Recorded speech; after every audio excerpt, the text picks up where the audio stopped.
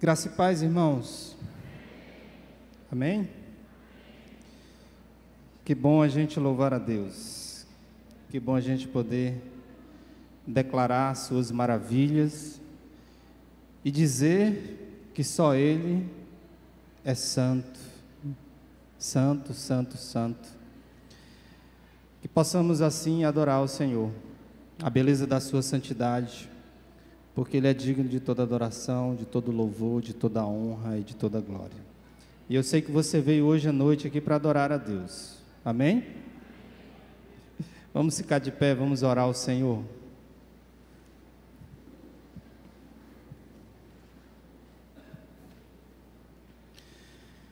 Senhor nosso Deus, santo, bendito é o teu nome, Senhor. Nós queremos, ó Deus, nesse momento, agradecer a Ti, em primeiro lugar, pela Tua misericórdia, Senhor, pela Tua graça, que foi derramada sobre cada um de nós. Em segundo lugar, Senhor, nós queremos Te agradecer, Senhor, pelo privilégio que temos, ó Deus, de estarmos nesse lugar, Te adorando, Te cultuando, de termos sido, ó Deus, escolhidos por Ti. Nós queremos, Senhor, nesse momento, estar com os nossos corações, com as nossas vidas voltadas para Ti. Que o Senhor remova, Senhor, do nosso meio toda distração, tudo aquilo que atrapalha, Senhor, a nossa comunhão contigo. Nos abençoa, nós oramos o nome do Teu Filho amado Jesus Cristo. Amém. Podeis sentar, irmãos. Eu lhe convido a abrir a sua Bíblia, ou ligar a sua Bíblia, né? Que hoje tem uns que ligam a Bíblia, né? Em vez de abrir.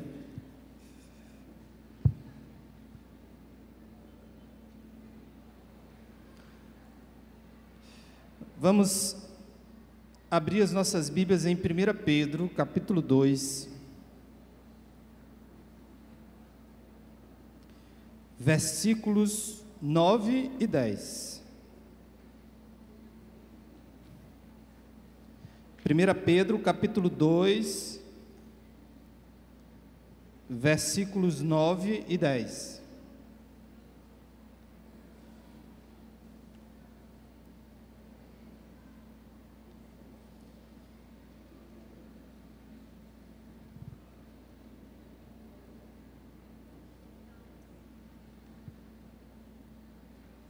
Amém? Podemos ler? Tem gente que ainda não encontrou ainda?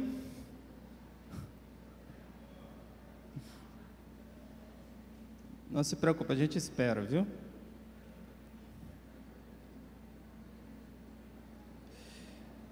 Primeira Pedro 2, do 9 ao 10, diz assim a palavra de Deus: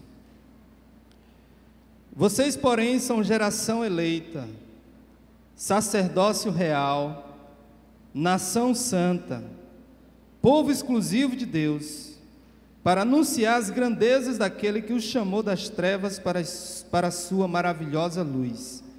Antes vocês nem sequer eram povo, mas agora são povo de Deus. Não haviam recebido misericórdia, mas agora a receberam. Amém? Irmãos, nesses últimos dias, nós temos falado, aliás, nesses últimos anos, nós temos falado muito sobre a necessidade de sermos uma igreja capaz de cumprir com a sua missão. Nós reconhecemos os avanços que temos obtido como igreja, mas ainda entendemos que precisamos avançar muito mais. Nós talvez, amados, ainda estejamos muito longe do ideal, de sermos de fato uma igreja que seja capaz de cumprir com a sua missão. Porque percebo, irmãos, que ainda estamos focados em apenas nos dedicar aos nossos objetivos pessoais, à nossa vida, como a gente diz, a nossa vida secular. Queira ou não queira, meus amados, a nossa vida secular, ela termina consumindo o nosso tempo, a nossa rotina, a nossa vida. E muitos de nós que têm uma vida tão corrida, tão agitada, tão voltada para as coisas seculares, quase não termina tendo tempo para se dedicar ao cumprimento da sua missão. Você, como discípulo de Jesus Cristo. E isso, na verdade, meus amados, é um fato preocupante. Porque quanto mais nós estamos voltados e preocupados para essa vida secular, mais nós vamos adquirir situações e circunstâncias nas nossas vidas que irão nos impedir de cumprir com a missão. Algumas pessoas dizem que é falta de prioridade. Outros dizem que é falta de tempo mesmo. Outros dizem que é ausência de compromisso com Deus. Outros dizem que talvez seja um problema que estejam vivendo, onde perderam completamente a direção, o foco no que tange a nossa missão. Mas uma coisa, meus amados, nós podemos perceber: a Igreja de Jesus Cristo, nos dias de hoje, ela tem sido uma igreja muito mais ativista, muito mais voltada para as suas atividades, e muitas dessas atividades, elas estão longe de atingir o alvo, que seja de fato a grande missão que Cristo deixou para todos nós. E a igreja, com certeza, ela perde espaço, ela perde terreno, para que as trevas avancem sobre a vida das pessoas, sobre a terra, sobre nossa comunidade, sobre nosso bairro. E aquilo que a palavra diz, que as portas do inferno não prevalecerão contra a igreja, termina se tornando uma realidade. Eu acredito, meus amados, que a causa da violência, a causa de tantas mazelas que nós vivemos nos dias de hoje, é pela ausência da igreja. É porque muitas vezes a igreja tem se tornado omissa em relação às causas que envolvem o nosso meio, a nossa sociedade. Porque nós estamos voltados apenas para nós mesmos, para as nossas coisas, para as nossas questões. E com isso nós perdemos o foco. Em 1 Coríntios, capítulo 15, versículo 19, o apóstolo Paulo, escrevendo, ele fala uma coisa muito importante. Ele diz o seguinte: ora, se a nossa esperança em Cristo se restringe apenas a esta vida, quando ele diz a esta vida, ele está falando dessa vida secular, dessa vida terrena, que envolve apenas as nossas questões terrenas. Ele está dizendo que se a nossa esperança em Cristo se restringe apenas a esta vida, ele diz que somos os mais miseráveis de todos os seres humanos. Eu peguei uma outra tradução, a Revista Imprensa Bíblica, esse mesmo versículo, ele traduz dizendo o seguinte: se é só para esta vida que esperamos em Cristo, somos de todos os homens os mais indignos de lástimas, ou seja, os mais dignos de lástima. E aí às vezes a gente usa a expressão é lastimável, porque muitas vezes, meus amados, nossas expectativas como discípulo de Jesus estão resumidas apenas nas questões humanas, terrenas. O pastor Ivan estava pregando domingo passado sobre dízimo, oferta. E ele, no início da sua mensagem, ele dando aqui algumas justificativas, por que queria falar sobre dízimo e oferta. Aí depois eu disse para ele: pastor, você não precisa dar nenhuma justificativa para ninguém. Dízimo e oferta está na Bíblia. é um valor. Eu não preciso ficar cheio de pernas, ou sei lá como falar sobre uma coisa que está na Bíblia. Ou seja, a gente percebe, meus amados, que o mundo que nos consome, que consome o nosso tempo, consome as nossas forças, as nossas expectativas, termina, sabe o quê? Consumindo até mesmo os valores que estão escritos na palavra de Deus. Termina diluindo, dissolvendo esses valores. Por quê? Porque nossa vida está envolvida, está entrelaçada nas questões apenas desse mundo.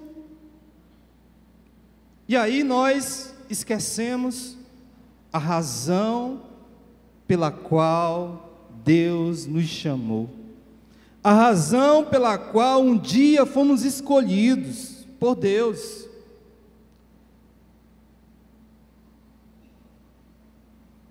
Um exemplo, para a gente poder pensar aqui em algumas coisas.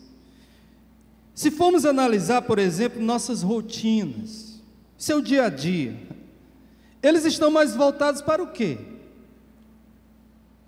Uma mãe pode dizer: o meu dia a dia é apenas para os meus filhos, para ajeitar minha casa, cuidar da minha casa, do meu marido, e assim, a ocupação do seu dia a dia é apenas com isso. Outros podem dizer: a minha rotina diária é apenas para o meu trabalho. Acordo cedo, vou trabalhar, chego tarde em casa, chego muito cansado, vou dormir, vou descansar, porque amanhã tenho que trabalhar de novo. E assim, a minha rotina é apenas isso. Outras pessoas, meus amados, podem dizer: a minha rotina é apenas para os meus estudos. Eu estudo quase 24 horas por dia. Porque, é claro, né, eu quero ser ou passar em um concurso que venha me trazer um ganho financeiro, uma estabilidade financeira. Em nenhum momento, meus amados, essas coisas, eu estou dizendo que essas coisas não são importantes. Em nenhum momento. O problema é que, em detrimento dessas coisas, nós esquecemos a nossa missão, o nosso propósito. Se formos analisar como utilizamos nosso tempo, será que ele está mais voltado para o quê? Se formos analisar como utilizamos nossas conversas, por exemplo, porque conversa você pode utilizar em qualquer lugar, elas estão mais voltadas para o quê? O que você tem conversado, por exemplo? A gente conversa sobre política, sobre moda, sobre beleza, sobre violência. A gente conversa sobre tudo. Mas muitas vezes as nossas conversas, os nossos diálogos estão distantes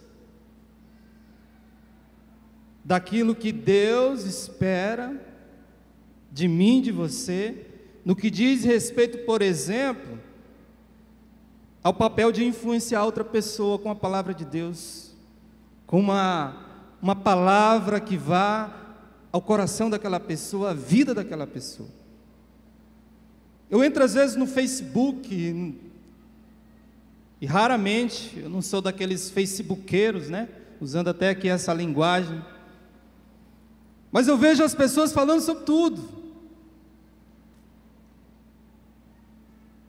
falando até besteira, alguns, né? Postando coisas.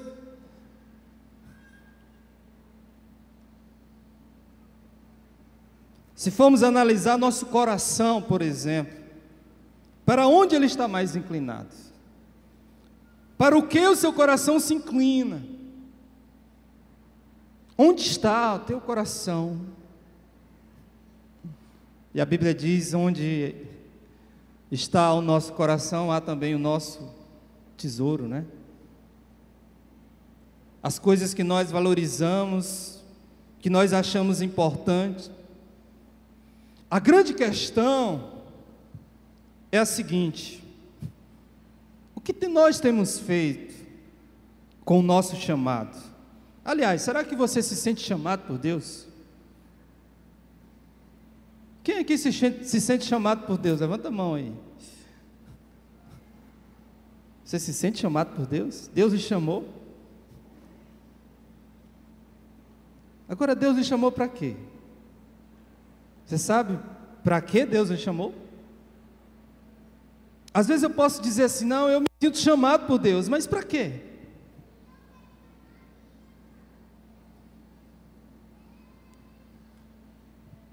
Qual tem sido mesmo o nosso propósito, irmãos? Qual tem sido o teu propósito? Será que você tem se identificado com o chamado de Deus? Será que a sua identidade, ela tem sido construída em torno desse chamado? Ou será que temos sido desobedientes ao chamado de Deus? Será que nós temos tratado o chamado de Deus com desleixo?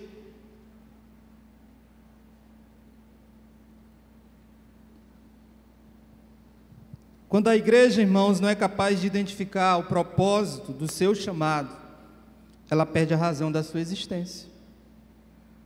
Ela perde a razão de existir. Ela perde a razão de ser igreja.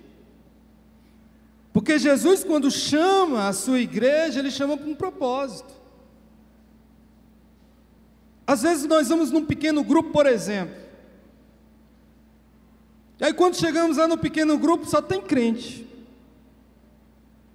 Aqueles mesmos irmãos que se reúnem há mais de 2 anos no mesmo pequeno grupo, e não foi agregado ninguém novo, nenhum visitante.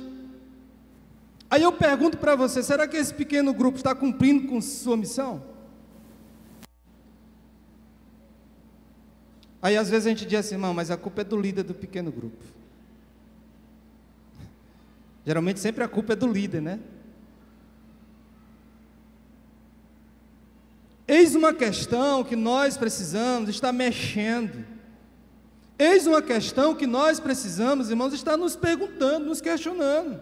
Esse questionamento eu faço para mim mesmo. Porque aquilo que eu vos falo, isso vem de uma reflexão que Deus tem colocado no meu coração. Será que eu, como pastor, como líder espiritual, tenho cumprido com o meu chamado? Tenho feito o meu papel, a minha parte? E uma coisa importante, que isso atesta e que prova que você realmente tem um chamado, é quando nós mexemos com essas questões e você se sente incomodado. Quando você se sente incomodado com isso, é porque o Espírito Santo de Deus habita em você, e Ele nos incomoda. Ele me incomoda, e com certeza incomoda você. A gente tem se acostumado, às vezes, eu uso essa expressão, se acostumado, com essa vida de crente que muitas vezes levamos. E estamos, às vezes, acomodados com essa vida. E terminamos perdendo o foco, perdemos o sentido da nossa existência, da nossa missão. E mais do que isso, nós terminamos perdendo a nossa identidade como cristão. Porque para mim me identificar como cristão, não basta apenas eu dizer assim: eu sou cristão, eu sou um discípulo de Jesus. Não basta apenas você falar que é um discípulo de Jesus. As pessoas precisam ver em você características de um discípulo. Assim como lá naquela cidade, quando os apóstolos estavam pregando o Evangelho, e eles começaram a ver aqueles irmãos, aquele movimento, e ali começaram a dizer: esses aí são os cristãos, ou seja, esses aí são os pequenos cristos, porque eles estão influenciando essa cidade, eles estão marcando essa cidade, com o seu testemunho, com a sua pregação.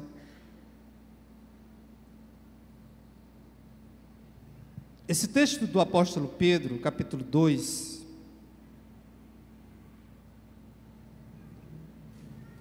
ele me chama muito a atenção, e me chamou a atenção, pelo seguinte fato. Esse texto aqui, ele fala de identidade, e ele fala também de missão. Identidade e missão, tem tudo a ver. Porque se eu me identifico como sendo um discípulo de Jesus, logo eu tenho que me identificar com a minha missão como discípulo. Há uma tarefa a ser feita, há uma missão a ser cumprida. Mas é importante relembrarmos, por exemplo, irmãos, quem nós somos, quem é você? O que está por trás do seu chamado, da sua identidade como cristão? Você já parou para pensar nisso? Irmãos, o apóstolo Pedro, eu já preguei um dia aqui sobre ele.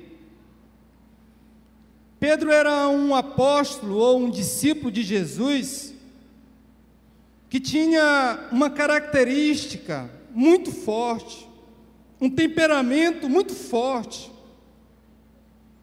E que, diante de uma decepção, diante de um momento decepcionante para ele, quando ele reconhece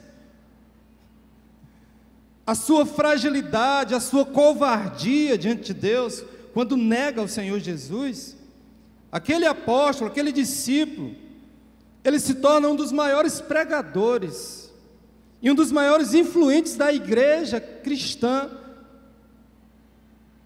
primitivo.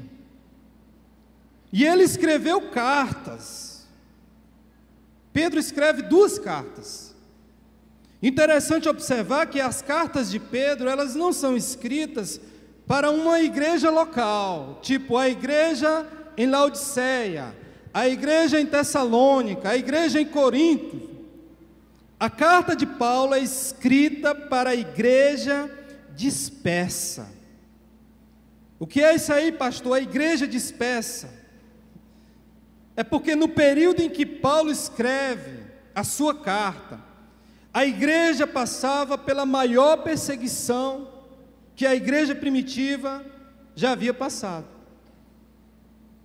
E usamos o texto, aliás, o termo no grego, a expressão diáspora, que quer dizer dispersa. A igreja está dispersa, a igreja foi espalhada, a igreja não está mais num local, é como se essa igreja aqui, ela fosse espalhada, através de uma perseguição, essa igreja saiu, e aí nós quebramos aquela ideia, tiramos de tempo aquela ideia de que a igreja é o templo, é o prédio. A igreja é eu e você, em qualquer lugar. Em qualquer lugar. A igreja somos nós, somos as pessoas, não é o prédio, não é essa estrutura física. E naquele tempo de Pedro, meus amados, a igreja estava dispersa. A igreja estava espalhada pelo mundo. Alguns dizem que a igreja que Paulo escreveu essa carta num momento muito importante da história da humanidade, quando Nero, um imperador romano doente, toca fogo em Roma, e para encontrar um culpado, ele diz que foram os cristãos que tinham tocado fogo em Roma. E naquele momento muitos crentes foram mortos, foram levados para as arenas, para ser comidos por leões. A igreja estava sendo espalhada pelo mundo. Interessante, Nero talvez imaginou que iria acabar com a igreja, perseguindo a igreja. Pelo contrário, Quanto mais ele perseguia a igreja, mais a igreja se espalhava e crescia pelo mundo. Que a palavra diáspora é como se fosse uma semente lançada ao vento.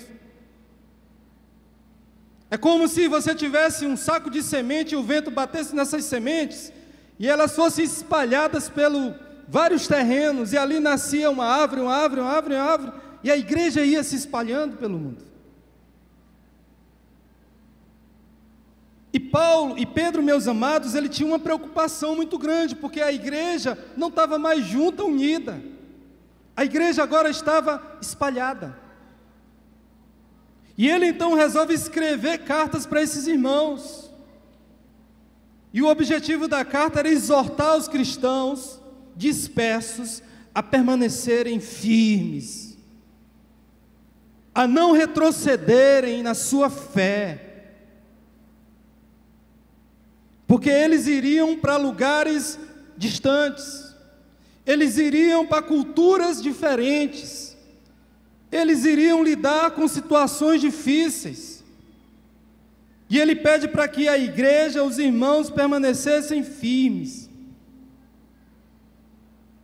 Em um trecho, em 1 Pedro 3,15, ele diz uma coisa muito importante. Ele diz assim, estais sempre preparados para responder com mansidão e temor a qualquer que vos pedir a razão da esperança que há em vós. A igreja precisava agora dar respostas, explicar de onde vem nossa real esperança. Aonde a igreja estivesse, aquela igreja teria que responder, dar respostas, dizer de onde eles vieram, em que eles acreditavam. Quando eu falo, meus amados, que a igreja, que nós estamos acomodados, a ponto das pessoas deixarem de perguntar qual é a razão da esperança que há em você. Porque quando alguém, ou quando o mundo, as pessoas deixam de fazer esse questionamento a nós, é porque talvez o nosso comportamento se adequou ao comportamento das pessoas desse mundo, a ponto das pessoas nem mesmo perguntarem de onde vem a razão da esperança que há em você.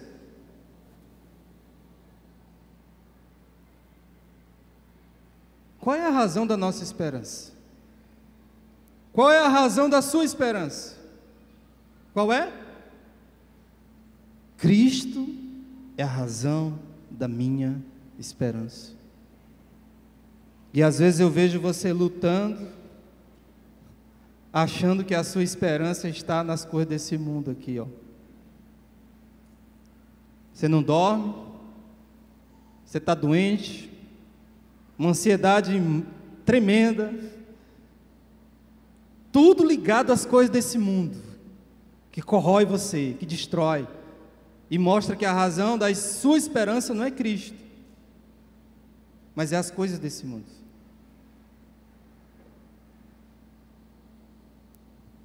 A igreja precisa dar respostas, explicar de onde vem nossa real esperança. Eu queria me dedicar apenas ao versículo 9 de 1 Pedro, capítulo 2. Nesse versículo nós temos todas as respostas dessas indagações que eu estou fazendo aqui para mim e para vocês. Interessante observar, no versículo 9, ele começa dizendo o seguinte: vós, porém. Observem que ele usa uma conjunção adversativa. A palavra é essa aí, pastor, conjunção adversativa. É quando se usa um termo, meus amados, para distinguir uma coisa da outra, para mostrar que existe uma distinção entre o quê? Entre os que creem e os que não creem, e os que não creem. Quando ele diz assim, vós, porém, É como se ele estivesse fazendo aqui uma comparação. Aliás, ele estava dizendo assim: olha, vocês são diferentes. Vocês não são iguais a esses, vocês são diferentes. Vós, porém,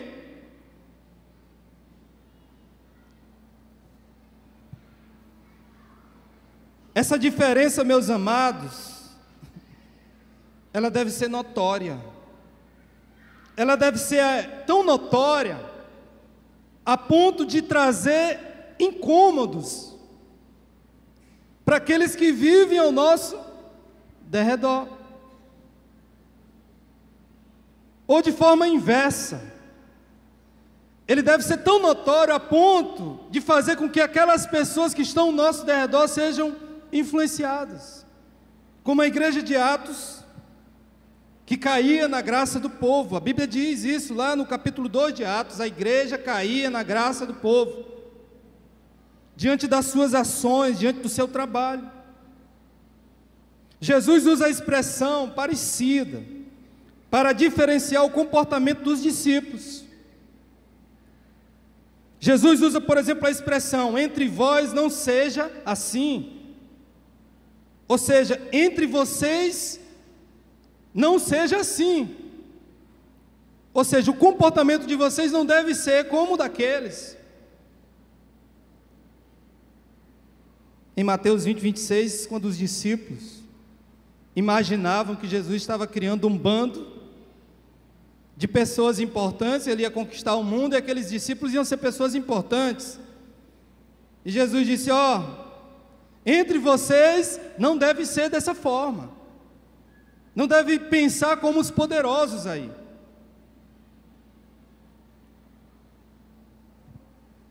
Interessante que nesse texto também Pedro passa a elencar algumas características que dizem respeito à identidade da igreja. Quem eu sou, quem você é. E ele começa dizendo: vós sois geração, o quê? Não ouvi, geração? Sabe o que significa essa palavra eleita no grego? Eklekton. Significa povo escolhido.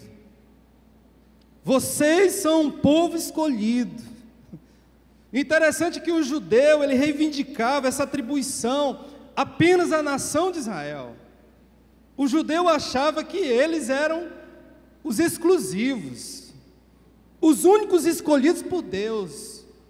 E havia toda essa divulgação entre os judeus.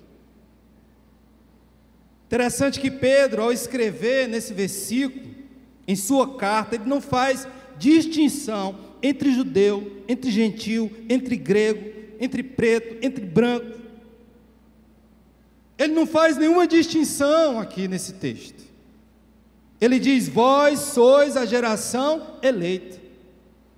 Se você baixar um pouquinho aí, for lá no versículo 10, que está bem pertinho aí. Olha só o que diz o versículo 10. Diz assim: antes vocês nem sequer eram povo, mas agora são povo de Deus. Não haviam recebido misericórdia, mas agora a receberam. Essa geração de eleitas aqui, meus amados, não tem nada a ver com o judaísmo. Isso aqui é um povo novo, um povo que Deus chamou, é uma nação nova, é um povo escolhido por Jesus, que inclui eu, você, o judeu, o africano, o europeu. Quando ele diz assim: vós sois a geração eleita aqui, ele está falando disso. É um povo, uma nação que Jesus chamou. É eu e você que ele chamou.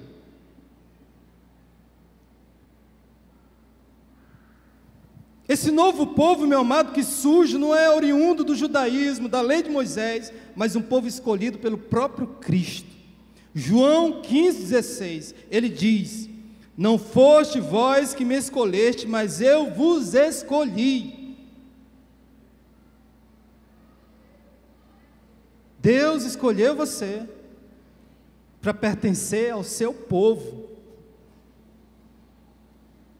Cada povo, meus amados, possui uma cultura, suas raízes, seus valores. E sem essas coisas, um povo ele deixa de existir. Se um povo perder a sua cultura, suas raízes, seus valores, ele deixa de existir. Ou seja, a igreja ao longo dos séculos existe. Ela subsiste, ela resiste. Porque foi um povo escolhido por Deus, e a Bíblia diz que as portas do inferno não prevaleceriam contra ela. Porque nós devemos nos dedicar a preservar essa cultura, preservar os nossos valores. Uma geração eleita por Jesus, uma geração que prevalece. Nós somos essa geração. O texto também diz aqui, meus amados, que Pedro, além de citar, de nos identificar como sendo uma geração eleita, ele diz também que nós somos um sacerdócio real.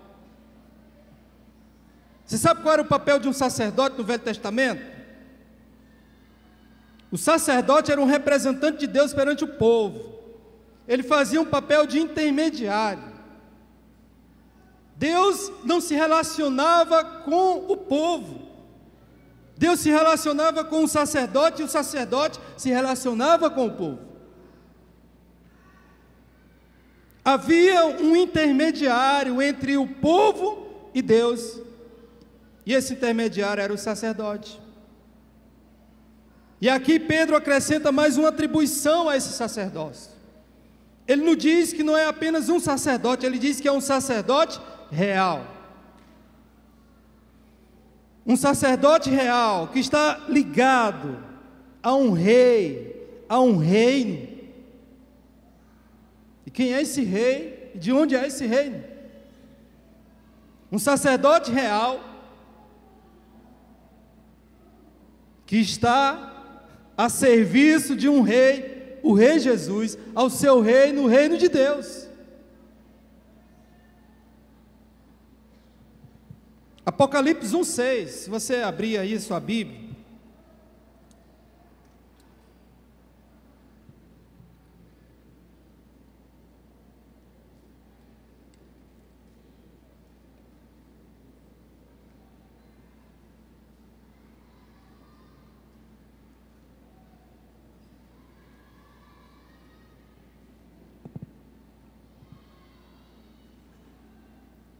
Apocalipse 1:6 diz o seguinte, se referindo à igreja, a nós, e nos constituiu reino e sacerdote, para servir a Deus, o Pai, a Ele sejam glória e poder para todos sempre, amém. Pedro, meus amados, ao atribuir essa característica à igreja, ele tem um objetivo de mostrar que somos a ponte que estabelece contato entre Deus e aqueles que não conhecem a Deus.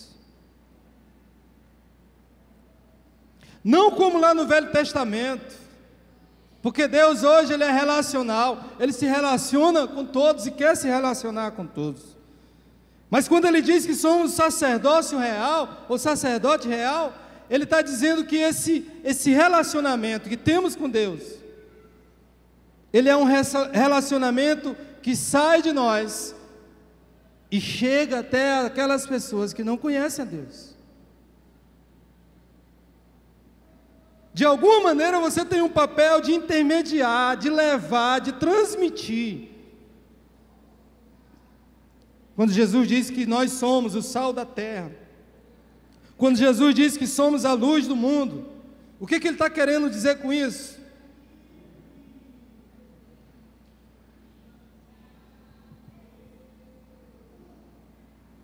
Em Mateus 16:19, por exemplo, eu acho interessante esse texto,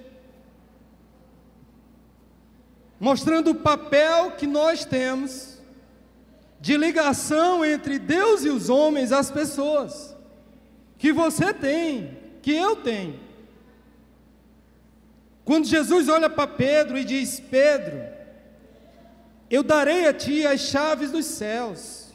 O que ligares na terra haverá sido ligado nos céus, e o que desligares na terra haverá sido desligado nos céus.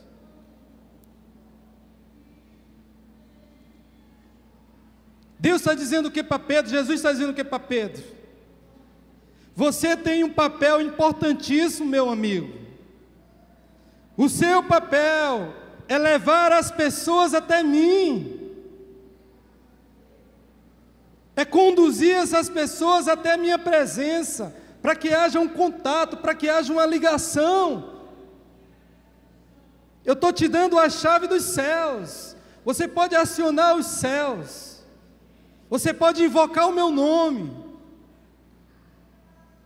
E assim servir de ligação.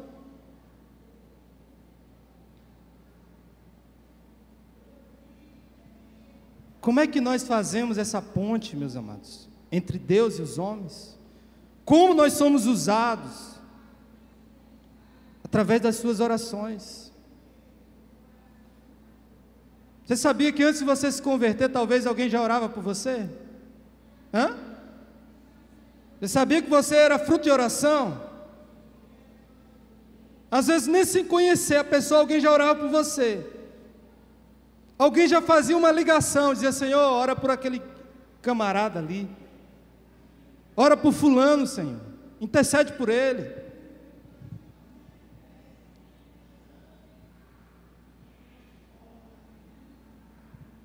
Alguém um dia chegou para você e pregou o evangelho, não foi?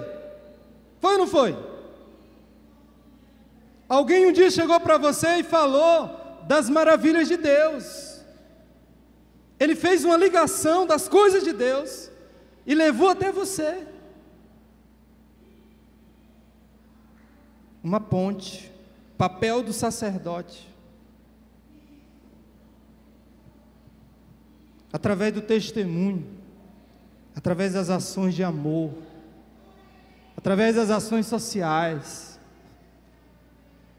Eu lembro do dia que nós estávamos lá no Novo Nilo, construindo a casinha da Dona Maria, que havia pego fogo lá no Novo Nilo.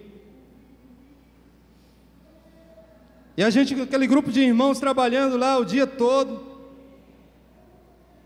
E aquelas pessoas ali passavam e ficavam admiradas e perguntavam: por que vocês estão fazendo esse negócio aí? Por que vocês estão ajudando essa mulher?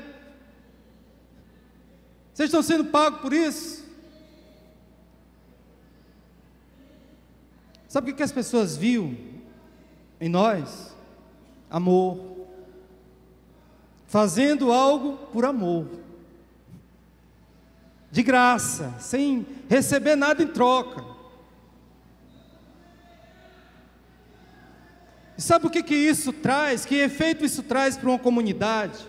Para a vida daquelas pessoas? Aquelas pessoas imaginavam: esse povo aí, essas pessoas aí, elas são de Deus. Essas pessoas são de Deus porque elas estão fazendo coisas que nós, muitas vezes, no nosso egoísmo, não fazemos. Essas pessoas vão deixar marcas aqui. Todos que passaram naquela casa vão lembrar: quem construiu essa casa aqui foi aqueles irmãos, usados por Deus para fazer a obra dele. A obra dele. Irmãos, quando nós ajudamos alguém, quando nós fazemos o bem para alguém, às vezes as pessoas não veem o nosso lado humano, uma atitude simplesmente ou meramente humana. Às vezes a pessoa está dizendo assim: rapaz, você é um anjo que Deus mandou. Não diz isso? Fulano, você é um anjo que Deus mandou. Por quê? Porque as ações que você faz, elas têm tudo a ver com aquilo que Deus faria se estivesse aqui nesse lugar. E Deus usa. Isso é ser sacerdócio real. Pedro também ele faz aqui uma outra comparação. Ele diz que além de sermos geração eleita, sacerdócio real, nós somos uma nação santa. Amém? O que é ser santo? Às vezes eu pergunto para um irmão na igreja, digo, irmão, você é um santo, e ele pula bem lá, dá um pulo para trás. Que é isso, pastor? Eu ainda não me considero um santo, porque a gente acha que ser santo é ser perfeito, é não ter falhas, é não cometer nenhum erro, e santidade não tem nada a ver com isso. Ser santo, meus amados, é ser separado para Deus. Ser santo é aquele que possui uma distinção quanto à sua forma de conduta, de agir, de se conduzir nessa terra. Em 1 Pedro capítulo 2, versículo 11, mais embaixo aí desse texto, ele dá um aspecto dessa santidade, algumas características do que seja essa santidade. Pedro diz o seguinte: amados, insisto em que, como estrangeiros e peregrinos no mundo, vocês se abstenham dos desejos carnais que guerreiam contra a alma. E no versículo 12 ele diz: vivam entre os pagãos de maneira exemplar. O que Pedro está dizendo aí, meus amados? Ele está dizendo que santidade é ser separado, é ser diferente, é ser distinto, é ter uma conduta de vida diferente. A Bíblia, por exemplo, ela liga santidade a Deus de duas formas. A primeira é que Deus, ele é absolutamente distinto de todas as suas criaturas. Por mais que fomos criados à sua imagem e semelhança, Deus é diferente de tudo. Não temos como mensurar Deus, porque Deus é diferente. O segundo aspecto é que Deus, ele não tem comunhão com o pecado. Deus não tem comunhão com o pecado. Deus abomina o pecado. A Bíblia diz assim: Ele ama o pecador, mas abomina o pecado. Então santidade envolve o quê? Distinção. Eu sou diferente, minha conduta, meu comportamento é diferente. Eu não posso me comportar como o mundo se comporta. Eu não posso falar como o mundo fala. Eu não posso andar como o mundo anda. Por quê? Porque eu sou separado para Deus. Deus me escolheu, me chamou, me separou. Segundo, eu não posso ter comunhão com o pecado. O pecado não pode ter parte de uma relação que traz harmonia, comunhão com minha vida. Não tem mais isso. Isso não quer dizer, meu amado, que eu não venha cometer pecado, que eu não venha pecar, porque é impossível viver sem pecado. Mas eu não sinto mais prazer no pecado, amém? Eu luto contra o pecado, eu fujo do pecado, eu corro do pecado. Por quê? Porque eu sou santo, eu sou separado. Deus me separou. Isso não quer dizer que eu não peque, porque ainda eu vou pecar, mas eu não sinto mais prazer nisso. Isso me constrange, isso me quebranta, isso me humilha, isso me leva à presença de Deus para pedir perdão, para me humilhar, para reconhecer quem eu sou.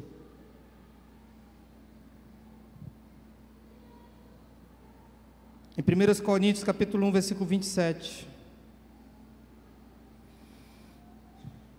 a Bíblia diz que Deus escolheu as coisas loucas deste mundo para confundir as sábias, e Deus escolheu as coisas fracas deste mundo para confundir as fortes. A igreja, como sendo uma nação santa, como usando aqui nesse vídeo que passou dos jovens, a palavra inconformismo, a igreja deve viver esse inconformismo nesse mundo. Porque à medida que a igreja se conformar com esse mundo, ela vai se misturar e vai perder completamente a sua essência, a sua missão, o seu propósito. A igreja, meus amados, ela sempre deve andar na contramão do mundo, sempre. Absolutamente sempre. Nós não devemos nos conformar com as coisas desse mundo.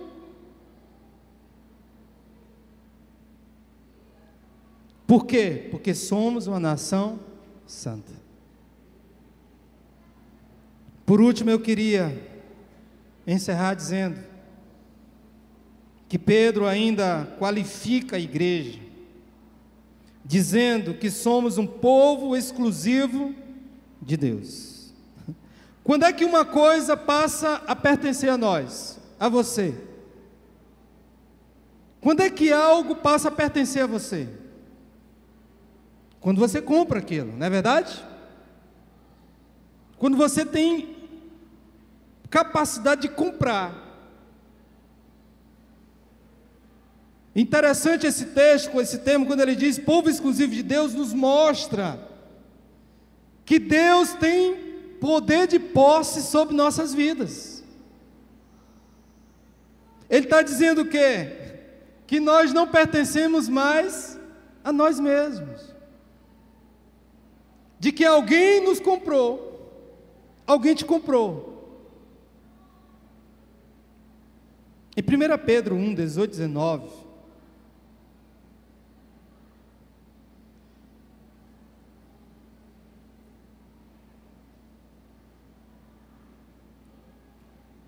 o apóstolo diz o seguinte: pois vocês sabem que não foi por meio de coisas perecíveis, como prata ou ouro, que vocês foram redimidos, em outra tradução, foram comprados, de sua maneira vazia de viver, que lhes foi transmitida por seus antepassados, mas pelo precioso sangue de Cristo, como de um cordeiro sem mancha e sem defeito. O que o texto está dizendo aqui? É que Jesus comprou, ou nos comprou, e aqui está dizendo que Ele não usou dinheiro, prata, nada perecível.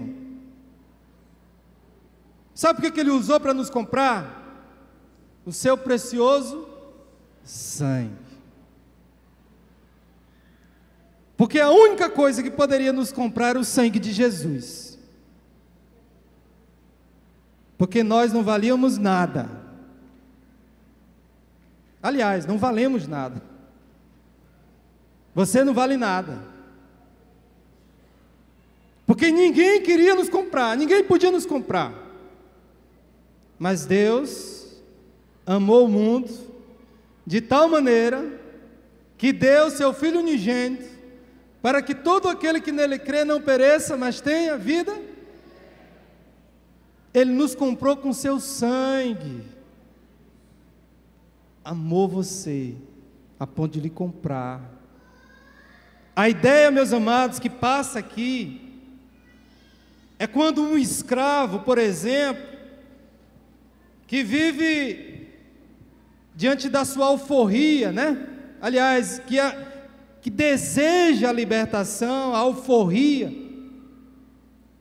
É como um escravo que vive ali diante dos seus grilhões, preso, acorrentado, e de repente alguém chega e compra aquele escravo e diz: você está livre,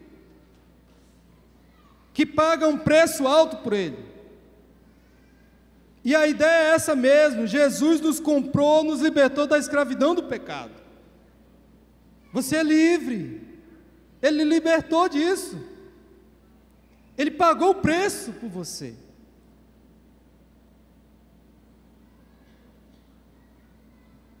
Eu fico a imaginar o diabo, né? Muito triste. No dia que Cristo chegou lá e disse: olha, isso aqui é meu, sai fora. Sai fora.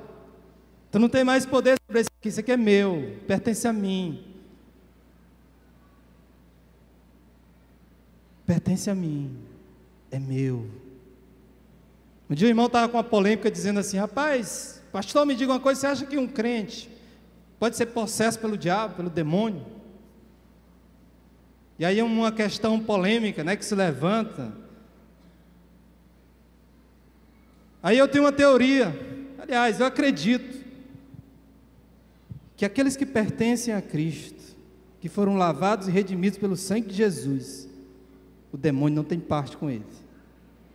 Nenhum demônio tem parte, porque ele foi liberto. Jesus já nos libertou disso, e não há mais parte com isso, porque Jesus derramou seu sangue por nós. Ah, pastor, mas a gente já ouve notícia de crente que foi possesso. Há de se questionar, não sei como é a vida desse crente, não sei se ele era crente mesmo de verdade.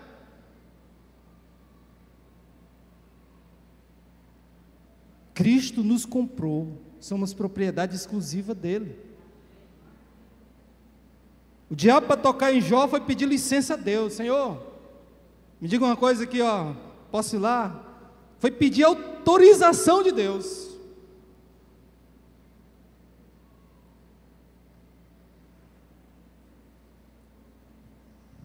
A exclusividade também mostra que o direito de propriedade é unicamente de Jesus e de mais ninguém. Você pertence a Jesus e mais ninguém. Você é exclusivo dele, a nossa vida é exclusiva de Jesus.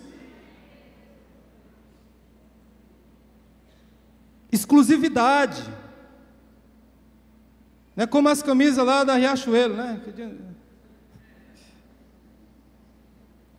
Paulo conclui dizendo, meus amados, que o nosso propósito de ser geração eleita, nação santa, povo exclusivo de Deus, ele é um só. Sabe qual é o propósito? 1 Pedro 2,9, abram sua Bíblia, vamos ler todo mundo junto aqui, qual é o nosso propósito? Eu queria convidar a igreja a ficar de pé para a gente ler esse texto de novo, para a gente lembrar do nosso propósito.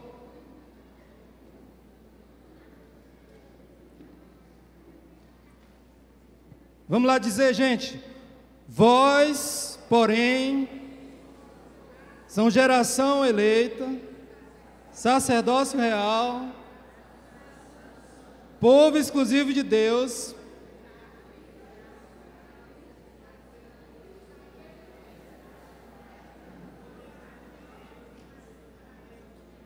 qual é o propósito aí?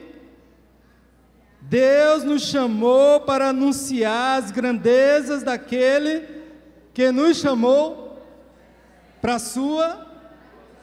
Qual é o seu propósito? Diga assim: o meu propósito é anunciar as grandezas daquele que me chamou das trevas para a sua maravilhosa luz. Esse é seu propósito, meu Deus. Esse é o meu propósito. Esse é o propósito da igreja. Esse é o nosso propósito. E por que nós esquecemos o nosso propósito?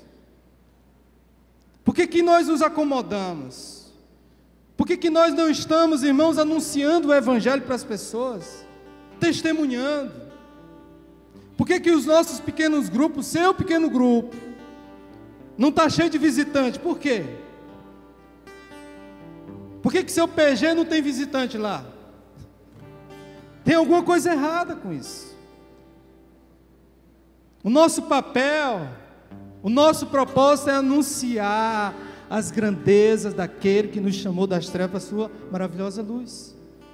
É por isso que nós somos tudo isso. Deus nos deu um propósito. Eu queria nesse momento que você curvar sua cabeça. A gente vai estar intercedendo nesse momento.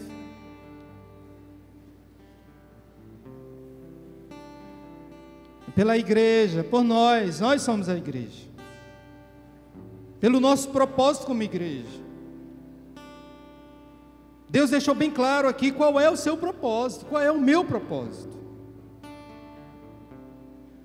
Que eu jamais venha negligenciar isso, que eu jamais venha me acomodar. Nesse momento, enquanto nós estamos aqui reunidos, irmãos, muitas pessoas estão morrendo aí fora, muitas famílias estão sendo destruídas, muitas vidas estão sendo ceifadas, Porque muitas vezes, amados, nós somos omissos. Nós deixamos de falar, de compartilhar da nossa fé. Nós somos a geração eleita. Nós somos o povo de propriedade exclusiva de Deus, a nação santa, chamados para impactar essa sociedade, a vida das pessoas. Vamos parar, meus amados. Vamos sair do comodismo. Vamos deixar de, em vez de ficar fofocando, falando da vida alheia, falando não sei de quem, falando não sei de quê. Vamos falar de Jesus para as pessoas. Vamos anunciar o Evangelho de Cristo. Vamos sair da nossa zona de conforto. Esse mundo, ele nos dá um conforto aparente. Mas esse conforto aqui, ele é ilusório. Ele é ilusório. O nosso verdadeiro conforto vai ser lá no céu, na glória. Lá está o verdadeiro conforto. Aqui nessa terra,